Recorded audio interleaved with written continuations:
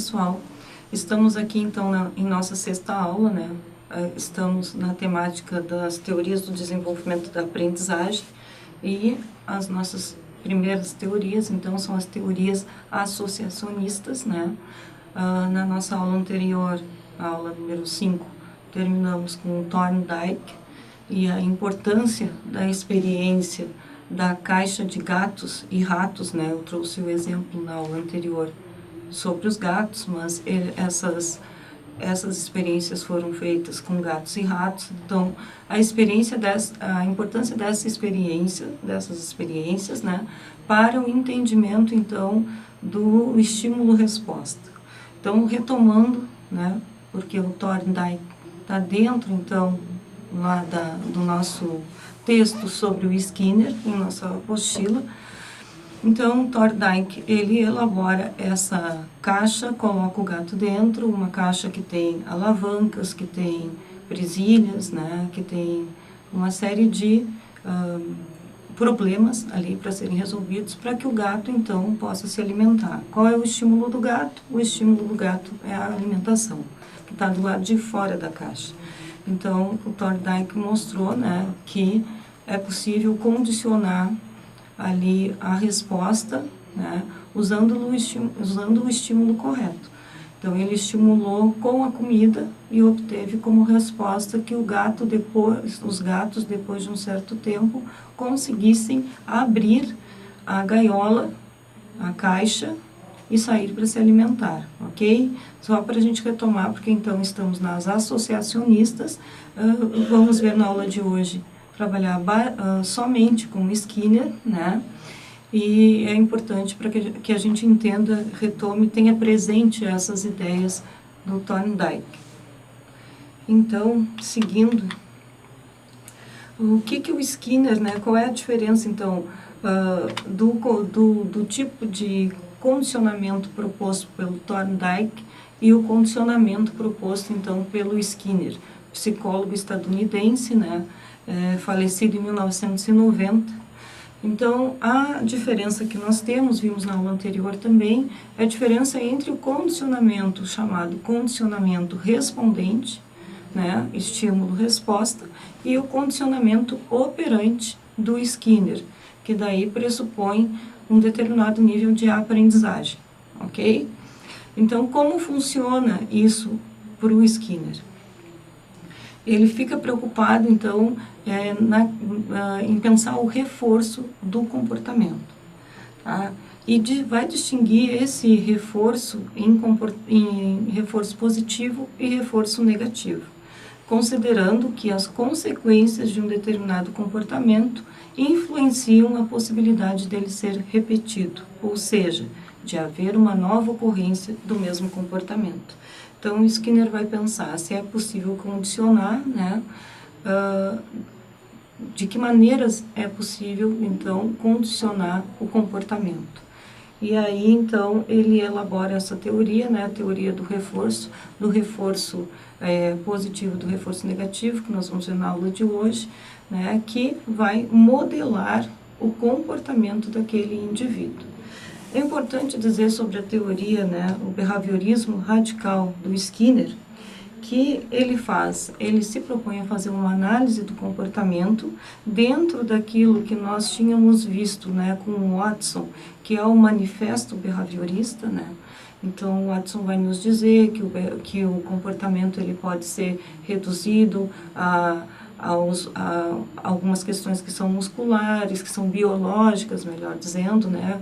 Olhem novamente a aula 4, para vocês recordarem isso, né? Então, e que esse comportamento ele pode, então, ser medido, ele pode ser estudado de forma científica, analisando os dados, né? Fazendo as observações, juntando esses dados, e depois fazendo a análise desses dados. E o Skinner, então, é chamado behaviorismo radical, né, porque ele vai se propor a essa análise do comportamento, e é uma análise diferente das outras, né, porque ela tem um caráter quase ateórico, como vocês podem ver, procurar, né, em outros textos, e talvez a gente disponha para vocês um texto sobre isso.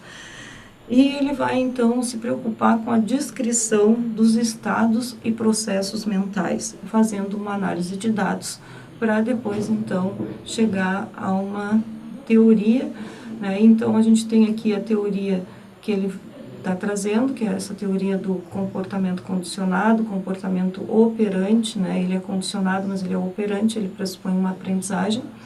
E a questão do reforço positivo e do reforço negativo. O que é o tal do reforço positivo? De maneira bastante simples. Então, vocês têm aí o exemplo, né? Se a gente elogia uma criança por um determinado comportamento que consideramos um bom comportamento, né? Um comportamento positivo, a tendência, segundo o Skinner, é que esse comportamento, que a criança vai procurar se comportar dessa maneira novamente para receber de novo um elogio, porque essa é isso causa um prazer, tá? É uma experiência prazerosa. Por outro lado, o reforço negativo, né? Ele vem, o exemplo do reforço negativo vocês têm aí, né? Se uma criança, então, se a mesma criança quebra um prato e é repreendida, há uma briga com ela, né? Gera um conflito ali, essa atitude da criança, né? Ele observa que as chances de voltar a quebrar os pratos diminuem, pois o reforço negativo, a repreensão, então, causa um desprazer, ele é desagradável. Tá? Então, para vocês verem, assim, né, puxando isso para a nossa sala de aula, e acredito que vocês possam fazer essa reflexão a partir do momento que vocês estiveram na escola, como o behaviorismo, nesse sentido, é bastante presente, né? E talvez, né, não posso afirmar, eu posso afirmar a partir da realidade que eu vivo, né, que o reforço negativo, ele é bastante utilizado, enquanto o reforço positivo, eventualmente, ele é utilizado tanto pela família como pela escola, né? Mas o que a gente observa é um Skinner muito vivo em sala de aula. A questão do castigo, por exemplo, que é a punição, né, ela é um reforço negativo a um determinado comportamento. E a premiação, o agrado, né, ela seria, então, esse reforço positivo a um comportamento. Vamos seguir, então. Então, o Skinner está nos dizendo que o comportamento ele tem uma consequência. Tá? Quando a consequência é agradável, o comportamento vai se repetindo. Ocorre, então, um reforço positivo. Caso contrário, se o indivíduo for punido, a frequência do comportamento diminui. Então, de novo, né, pensando na sala de aula, se uma criança está aprendendo, né, ela mostra que dá pequenos passos em direção à aprendizagem, que seja de matemática, de português, né, da língua, melhor dizendo, e o professor expressa alegria, né, ou expressa um elogio para essa criança, a tendência no comportamento humano é que essa criança vá buscar repetir, né, essa experiência com o professor, essa experiência de ser elogiado pela figura de poder que é o professor. Tá? E, por outro lado, então, a gente tem o que a gente já falou, o reforço negativo, né? O Skinner, desde muito cedo, ele estabelece, então, uma distinção entre as respostas produzidas em reação direta à estimulação, como as respostas que são clássicas do Pavlov, né? Vocês lembram lá do Pavlov, com o cão, a salivação, né? O experimento que ele faz, que é muito direto, né? Ele mostra que a comida, né, provoca a salivação do cão. Depois, mais adiante, o experimento continua, só para a gente recordar. Então, toca-se a campainha, junto com colocar a comida para o cão, e o cão saliva. Lá, mais adiante, passando um certo tempo, se tira a comida, se toca a campainha e o cão continua salivando. Né? Então, não precisa mais do estímulo direto ali, que é a alimentação, né? Mas com outro estímulo que é introduzido, que é a campainha, consegue-se o mesmo efeito que é a salivação do cão. Essa é uma experiência bastante importante que vai trazer uma luz, né, ao entendimento do comportamento tanto animal, depois aplicado também ao comportamento humano. Tá? Então, nesse sentido, o Skinner vai fazer uma distinção, né? Ele vai dizer, não, olha, ok, temos essas respostas produzidas em reação direta à estimulação, fato. Mas também temos outras respostas que são obtidas na ausência de qualquer estimulação externa aparente, que são as respostas operantes. Então, como há uma determinada aprendizagem, é um modo novo daquele indivíduo fazer algo, tá? Que o comportamento, então, ele muda, ele é trabalhado. Os estímulos que suscitam os operantes, as respostas operantes, eles ainda são desconhecidos, né? E o importante é que a gente entenda essa distinção, né? O comportamento respondente é o estímulo-resposta do Pavlov, o comportamento operante é o comportamento com consequência, com um reforço que pode ser positivo ou negativo. Então, vamos pensar lá, vamos retomar a caixa problema de gatos e ratos, né? Nos apresentada pelo Thorndike, desculpem. Né? Vamos retomar isso, só que vamos acrescentar, então, segundo a experiência do Skinner, né, choques por dentro, no piso da caixa. Tá?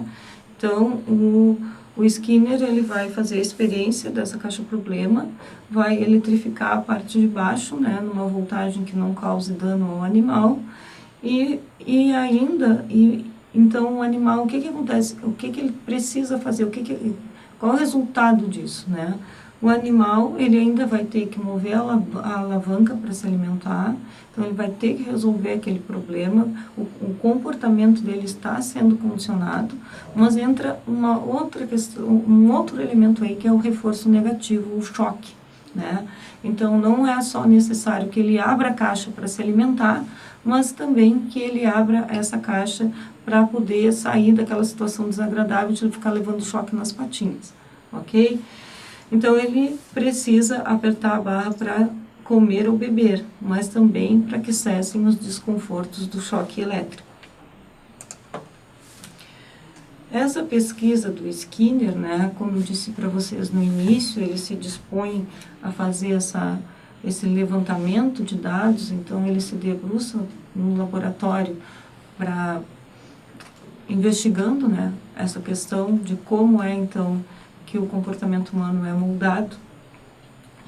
E o resultado dessa pesquisa, que levou bastante tempo, né, é essa elaboração do reforço positivo e do negativo. Então, o reforço positivo, ele apresenta um evento agradável após um comportamento desejado para aumentar a frequência do comportamento. Então, se o rato tocar a campainha, ele vai ganhar alimento extra. Então, ele ganha um prêmio, uma porção dele de ração cresce, tá? Trazendo isso para a sala de aula, né, que é o importante a gente poder compreender o quanto isso pode nos ajudar a pensar a sala de aula enquanto professores. Se um aluno tiver boas notas, ele recebe um elogio e é aplaudido, tá? Então, a tendência, como já disse, é um aumento desse comportamento considerado um bom comportamento. Né? A origem das palavras que a gente usa também para pensar a sala de aula, né? Para determinar a questão da disciplina, para avaliar o comportamento dos alunos, é bem interessante, porque elas estão diretamente relacionadas, então, ao reforço positivo e ao reforço negativo do Skinner. E o reforço negativo com os ratos, né? Ou com os gatos. O que é, nesse caso, como é que ele fez a experiência do reforço negativo? Ele retira um evento desagradável após o comportamento desejado, aumentando, então, a frequência do comportamento. É bom que a gente entenda que é isso, olha, são experiências feitas para tentar modelar, né, para tentar condicionar, melhor dizendo, o comportamento humano. O Skinner, no vídeo que vocês vão assistir mais adiante, ao final da nossa aula, né, ele vai falar bastante sobre isso, né, sobre essas experiências, e um dos tópicos interessantes que ele vai abordar nesse vídeo que vamos assistir é a diferença, então, entre o psicólogo clínico e o psicólogo que se considera um cientista que trabalha na elaboração das teorias. Ele vai dizer, olha, enquanto o psicólogo clínico, né, se preocupa com o vernáculo do paciente, procurando analisar, compreender através das palavras desse paciente o que ele está tentando entender mais sobre ele, né, sobre a situação que ele está expondo, o psicólogo que é cientista, ele faz essa busca, né, mais ampla sobre o comportamento, né, tentando, a partir daqueles elementos ali que ele traz, compreender a maior parte dos indivíduos e também, de certo modo, ter uma previsão de como aquele indivíduo se comporta, como os indivíduos se comportam em determinadas situações cotidianas, tá?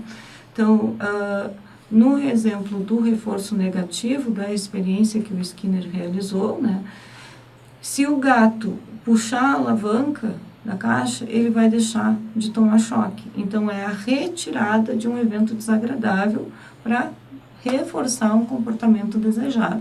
Eu quero que o gato abra a caixa e ele está levando choque. Bom, esse gato vai ter que aprender que para ele parar de levar choque, ele tem que sair da caixa, ele tem que dar um jeito de abrir a alavanca. Do mesmo modo, né, pensando como trazer isso para a vida lá das crianças, por exemplo, se a criança está lá reclamando de dor de dente, mas não gosta de tomar remédio, né, a gente, fazendo esse experimento, né, levando em consideração que estamos lidando com seres humanos, né, se a criança tomar os remédios, logo ela observa que ela vai deixar de sentir a dor de dente, tá? Então, só para a gente pensar que sempre lembrar que essas experiências foram feitas em animais, mas elas servem também para a análise do comportamento humano, fazendo as devidas aproximações. Do mesmo modo que ele fala sobre o reforço, né, reforço positivo, reforço negativo, que fazem parte do condicionamento operante, que é o condicionamento onde existe uma aprendizagem, ele vai falar então sobre a punição positiva e a punição negativa. O que é então a punição positiva? É a apresentação de uma consequência desagradável após a realização de um comportamento não desejado. Então, a criança tem um comportamento não desejado, então, esse comportamento vai ter uma consequência desagradável, tá? Para quê? Para que ocorra a diminuição da frequência do comportamento. Então, vocês observem que no caso do reforço, ele trabalha com o aumento da frequência de um determinado comportamento. Na questão da punição, ele vai trabalhar com a diminuição da frequência de um determinado comportamento, tá? Então, se o rato sair do caminho que ele estabeleceu, ele leva choque. Então, olha a continuação das experiências feitas com os animais. Se produz uma trilha, né? E ele tem que chegar até a comida ou até a alavanca através daquela trilha. Se ele sair daquela trilha, ele leva choque. Então, o que o rato faz? Ele aprende rapidinho a andar por aquela trilha que não é desagradável. No caso da criança, né, vamos pensar que existe ali um padrão para que a criança fale. E a criança não pode falar palavrão. Se ela fala palavrão, ela vai ser punida. Vai se retirar algo dela, né, algo que ela goste, para que então ela diminua esse comportamento de falar palavrões, por exemplo. Tá? Então, falamos sobre a punição positiva. E agora, então, a punição negativa. Então, a punição negativa se trata da remoção de um evento agradável após a realização de um comportamento não esperado, diminuindo, então, a frequência do comportamento. Tá? Então, no primeiro momento ali, temos a apresentação de uma consequência desagradável. Aqui a gente vai ter a remoção, eu vou tirar algo primeiro que a pessoa, ou que o animal, né, tenha como agradável após ele ter um comportamento que eu não queria que ele tivesse. No sentido de diminuir a frequência do comportamento. Por exemplo, se o cão, né, fizer as suas necessidades em um local não apropriado, se retira a ração. Até que para que ele entenda que ali ele não pode.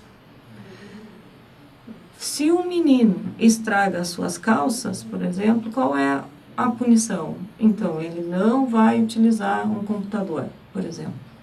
Tá? Então, eu espero que vocês estejam entendendo que tudo isso que a gente está falando é no sentido de poder organizar, de certa forma, o comportamento humano. O comportamento animal e o comportamento humano. Né? As experiências se aplicam aos dois casos. Aqui, e muitas coisas que a gente vê do behaviorismo, elas são aplicadas diretamente com os animais, né? No sentido de condicionar mesmo o comportamento do animal que está ali com a gente. Então, qual é a crítica, né? A crítica é justamente essa, um comportamento que ele não é natural, que ele é modelado, que é o que o Skinner nos apresenta. Vocês podem, depois nós vamos então ver um pouquinho da crítica que ele sofre, né? Mas uma das críticas que ele sofre é essa, é justamente dessa tentativa de padronizar através dessas estratégias, né, ou ferramentas que são a punição negativa e a punição positiva, o comportamento humano. Pessoal, o interessante, né, é que com a internet, com essa tecnologia que dispomos hoje, nós podemos encontrar, né, diversos vídeos dos próprios autores nos falando sobre as suas teorias. É o caso, por exemplo, do Piaget, né? É o caso, então, do Skinner. Então, nós vamos assistir agora, convido vocês para assistirem agora um vídeo que talvez seja um dos mais longos que incluímos aqui na nossa disciplina, né? Mas que é um vídeo importante, porque o Skinner, ele vai, ele mesmo, conversar com a gente sobre o que ele pensa da psicologia, né? Qual é o caminho que a psicologia fez até aquele momento, né? Como é que ele se encaixa nessas teorias. E uma das coisas, né, desse vídeo, esse vídeo é um discurso, né, uma palestra, melhor dizendo, que ele faz ao receber um prêmio, e 8 dias depois ele veio a falecer. Então é o último vídeo do Skinner, e um vídeo em que ele se dispõe a ser bastante didático sobre a sua teoria, sobre então o behaviorismo radical. Vamos assistir.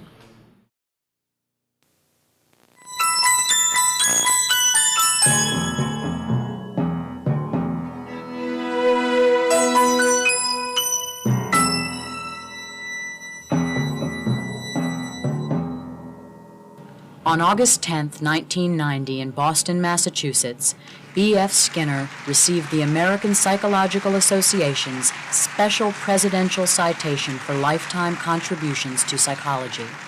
On this occasion, he delivered the keynote address for the 98th Annual Convention of the APA.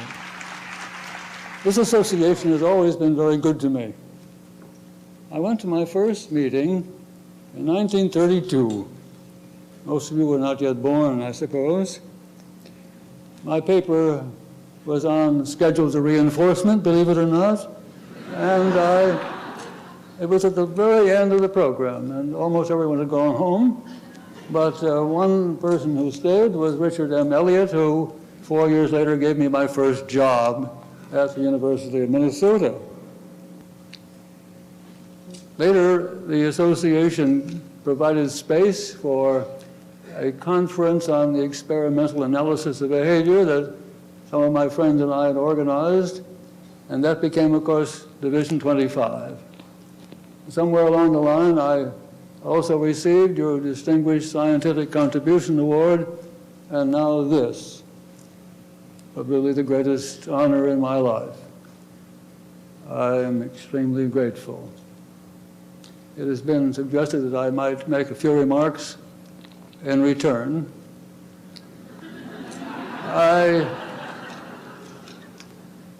Psychologists, following the philosophers, have looked inside themselves for explanations of their behavior.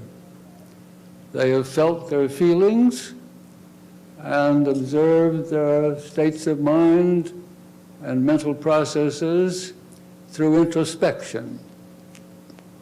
Introspection has never been a very satisfactory process. Philosophers have acknowledged its defects, but argued that nevertheless it is the only way to self-knowledge. The psychologists tried to improve it. Wundt and Titchener particularly invented brass instruments, as William James called them, to present stimuli, the effects of which were to be introspected, and they trained observers. A trained observer, for example, could see red without seeing it as a red object. That was a stimulus error. Watson, of course, attacked introspection in his manifesto of 1913, and I suppose you could say he was successful because, at any rate, psychologists have stopped introspecting almost entirely. Cognitive psychologists probably see the representations of reality they talk about. In fact, they say that's all you possibly can see. But I don't think they claim to see themselves processing them, storing them in memory, retrieving them, and so on. Instead, they have resorted to theories about what is going on in the head or the mind. But theories have to be confirmed, and the question is, how can you be sure a theory is right until you can see what it's a theory about? Well, as you know, most of them have turned for that to brain science. The mind is what the brain does, and the brain can be inspected rather than introspected like any other organ. But does the brain really initiate behavior as the mind or self was said to do? The brain is part of an organism, and what it does is simply part of what the organism does. It is part of what is to be explained. Now that explanation, I think, can only be found by looking outside the organism, the individual, rather than within. And it is found in three kinds of variation and selection. The first of these was natural selection, which explains why we have a body and a brain at all. But there was a difficulty with that. It prepares a species only for a future that resembles the selecting past. That fault was corrected by a further evolutionary step, the evolution of operant conditioning, which enabled the environment of the individual to select behavior with contingencies that were not stable enough to work through natural selection. However, one can learn very little in a solitary world by operant conditioning, but unless you have the social environment, which is a rich set of contingencies of reinforcement and responsible for the elaborate repertoires we all acquire. Cultures also evolve, and that is the third type of variation and selection. Now, if these three external kinds of circumstances explain what the body does, then what is this mind or self supposed to be doing? Does it exist? There seems to be no room for it in a scientific account. You can say it is explained by contingencies of selection and in turn explains behavior, but that isn't necessary. You can skip the thing entirely. Well, let's start again, and we'll start a long way off. Everyone talks about behavior and did so long before there were philosophers or scientists of any kind. We all speak it. It's a vernacular. It's a proper word to call it. Vernacular is not pejorative. It means, as the root meant for the Romans, the language of the household, of daily life. We all speak it. It is a language in which newspapers, magazines, and books are published. It's a language of radio, television. When they are talking about the individual, it is a language used by psychologists, sociologists, anthropologists, political scientists, and economists, all the behavioral sciences. It is the language used by professionals when they deal with their clients for the very simple reason it is the only language the clients understand. Now, there's a very curious thing about that language. The vernacular refers very richly to feelings and states of mind, so that there is some reason to suspect that we are back with what psychologists have been looking for. However, if you examine the terms in the vernacular, you'll find that each one has a double meaning. I say, I'm hungry, and I think I'll get something to eat. Now, what am I saying? Am I mentioning a feeling, hunger, and am I talking about some cognitive process called thinking, or am I conveying to someone something about my personal history? To say I am hungry is to say, among other things, I haven't eaten for some time. To say I am hungry, among other things, says, if you give me some food, I'll probably eat it. The terms in the vernacular which seem to refer to feelings and states of mind are really talking about contingencies of reinforcement, about the world and about its effect on people. 3 years ago, I published a paper in the American Psychologist. I've had too great a share of that journal, I'm afraid. But it was called The Origins of Cognitive Thought. In it, I considered perhaps 70 or 80 words, each of which referred, on the one hand, to a mental process of some kind, but on the other, to a purely physical kind of thing, either to the kind of situation in which a person finds himself or herself, or the contingencies which are operating to select behavior appropriate to that situation. There are, in my own experience, some 1,500 words that have that double meaning. Now, what has happened, I think, is that psychology has split in two ways.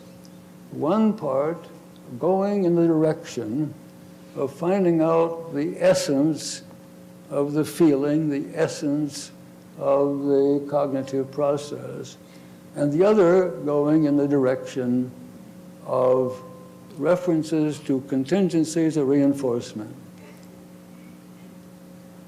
The psychologist who is a professional, who is a practitioner, uses the vernacular of his or her clients to find out more about what has happened to them and what they are probably going to do.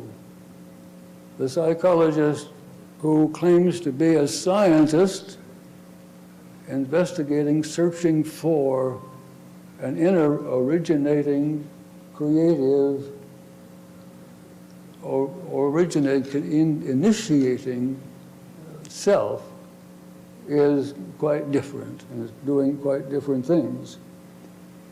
What has happened, I think, is that psychology has advanced as a practice, as a profession, far more rapidly than as a science. It began as a science. That is, it began as an effort to discover what was going on inside the mind or the self. But as the membership of this organization shows, it was the people who were interested in that particular topic soon became the minority. They were not only replaced by the professionals, but by psychologists who didn't care too much about what was going on inside, but were interested in behavior, not necessarily as behaviorists, in teaching, clinical psychology, developmental psychology, and so on. And those became important sciences quite apart from an effort to isolate an originating mind or self. The whole notion of selection by consequences seems extremely difficult to understand. We've seen what has happened in evolution. It is still true that biology cannot be properly taught in America because those who call themselves creationists or creation scientists oppose it as some kind of threat. If I say that psychologists, in searching for this inner self or mind, have wasted their time, you may feel that I am being arrogant. If I say that the philosophers who, over the centuries, have tried to discover themselves in that sense, that I am being arrogant. But I would call your attention to the fact that equally or even more brilliant men and women over a much longer period of time have been trying to establish the existence of and the nature of a different creator, in this case spelled with a capital C. Now, that is a very great problem. And you know how difficult it has been for natural selection to be accepted. Imagine how difficult it is going to be for the individual selection by consequences of operant behavior, or the other evolution of cultures and the other kinds of selection which take over the role of a creative self or mind. So far as I'm concerned, cognitive science is the creationism of psychology. It is an effort to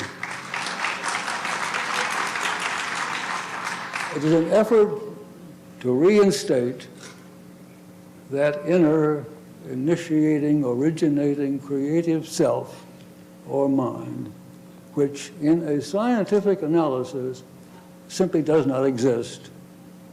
I think this association has been through a recent trial just because of this difference. It has, as you know, suffered a kind of secession by cognitive psychologists who are unhappy when they associate with so many practitioners.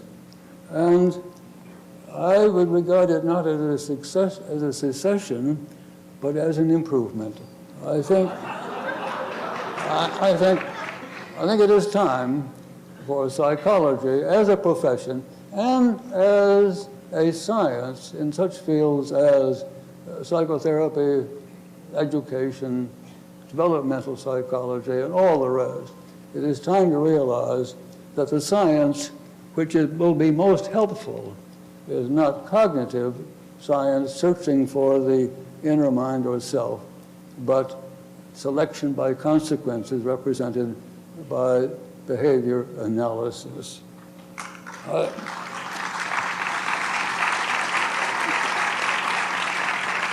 Looking back on my life, 62 years as a psychologist, I would say that what I have tried to do, what I've been doing, is to make that point clear, to show how selection by consequences in the individual can be demonstrated in the laboratory with animals and with human subjects, and to show the implications of that for the world at large in not only the profession of psychology, but in consideration of what is going to happen to the world unless some very vital changes are made. Any evidence that I've been successful in that is what I should like to be remembered by. Once again, thank you for this award and for your attention. On August 18, 1990, 8 days after delivering the keynote address at APA's 98th Annual Convention, Burris Frederick Skinner died at Mount Auburn Hospital in Cambridge, Massachusetts.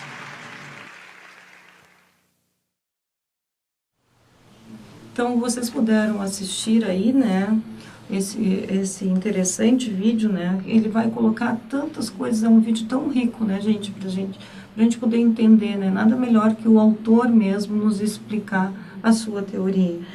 Então, ele vai colocar logo de início ali o problema da introspecção, né, por que que, então, a psicologia acaba se afastando desse caminho da introspecção. Ele vai abordar também o problema da comprovação das teorias científicas na área da psicologia e vai nos dizer por que que então é tão importante, se torna tão importante nesse momento em que ele vive, né, ali, se afastar para a grande maioria dos psicólogos, cientistas, né, se afastar então da introspecção e se aproximar das ciências do cérebro, né, porque há muitas dificuldades comprobatórias, né, das teorias que vão nesse caminho da introspecção, do entendimento do comportamento a partir dos sentimentos, né, das questões internas do homem, olhando para dentro de si mesmo. Então, vocês puderam ver que ele mesmo fala, né, sobre os filósofos. Ele vai dizer ali que a psicologia bebe muito da filosofia nos seus temas, e durante um certo tempo ela se volta exatamente como os filósofos para o interior do homem, né, como uma herança da filosofia. Eu tenho dito para vocês nas aulas, né, a questão do Sócrates, conhece-te a ti mesmo, esse olhar para dentro de si mesmo, do ser humano, né. Então, os psicólogos, durante um certo tempo, durante um bom tempo, melhor dizendo, eles carregaram esse problema da introspecção. E lá pelas tantas, então, em razão da dificuldade de se comprovar as teorias científicas que estavam sendo produzidas por aí, grande parte dos cientistas da área da psicologia vão se voltar para as ciências do cérebro. E ele pergunta ali no vídeo, né, como vocês puderam assistir, mas será que o cérebro dá origem ao comportamento, como se diz que é feito pela mente ou pelo self? Então, será que é o mesmo tipo de origem, né, aquilo que o cérebro produz e aquilo que o comportamento, o eu, né, o self, ou a nossa mente tem capacidade de produzir como comportamento? E ele, na resposta, né, ele vai apontar então para o empirismo, né, e A gente já trabalhou aqui as questões do empirismo e a gente já viu também que o behaviorismo e o empirismo andam juntos, né? Então, o Skinner vai, nesse vídeo, nos mostrar a importância daquilo que está fora do indivíduo, né? Que são circunstâncias condicionantes, se não estou enganado, que ele fala no vídeo, né? São as circunstâncias externas para uma evolução do comportamento. Então, sim, o homem tem muitas coisas dentro de si que precisam ser entendidas, né? Mas não é através de teorias que não possam se comprovar que a gente vai alcançar algum tipo de verdade, né? Na visão do Skinner, isso só pode ocorrer se a gente considerar as circunstâncias externas que atingem o nosso comportamento, que modificam, fazem com que ele evolua, né? Então, ele vai apontar algumas, né, circunstâncias externas. Ele vai trazer a questão da seleção natural, né? Que nós, seres humanos, então, temos um cérebro que se desenvolveu, né? E conseguimos aprender. Então, espero que vocês tenham prestado atenção bastante nessa parte. Ele vai dizer que isso não é, então, algo que caracterize todas as espécies, mas é uma característica própria da espécie humana e de algumas outras espécies, né? Pouquíssimas. Ele vai falar também da diferença ali entre o ambiente natural e o ambiente social, apontando a importância do ambiente social, aquele que é construído pelo homem, né? Para o aparecimento do condicionamento operante, tá? Então, ou seja, para que haja o comportamento operante, é preciso que se tenha um ambiente social e não apenas um ambiente natural. E ele vai trazer também a questão da cultura como as circunstâncias, né, externas que condicionam, que podem alterar, fazer que haja uma certa evolução no comportamento. E mais para o final desse vídeo, muito interessante, ele vai colocar então as diferentes perspectivas, né, a perspectiva da psicologia clínica, né, ele vai nos dizer da importância do entendimento da linguagem, né, da importância do entendimento do vernáculo para poder entender o indivíduo que está buscando um tratamento clínico, e ele vai colocar também da psicologia científica, né, nesse sentido dos psicólogos científicos se preocuparem em fazer testes, né, ir para o laboratório, fazer experiências que produzam teorias para que se compreenda então o comportamento humano de grupo e não individual necessariamente. Eu espero que vocês tenham gostado, né, apreciado esse vídeo e que tenham entendido a nossa aula de hoje. Qualquer dúvida, entre em contato com a nossa equipe e até a nossa próxima aula.